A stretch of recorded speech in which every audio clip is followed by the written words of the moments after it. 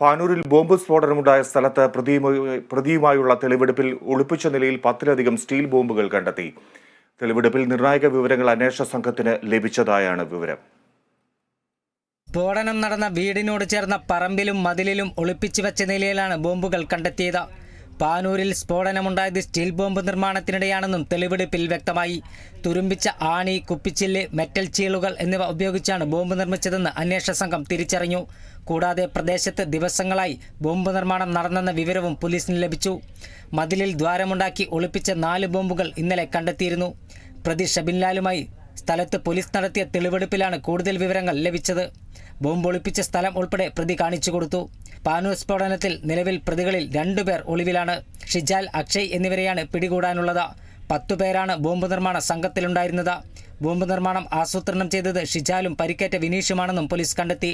പ്രദേശത്ത് ശക്തമായ പോലീസ് സന്നാഹം ഇപ്പോഴും തുടരുകയാണ്. Kerala vision news, Kannur.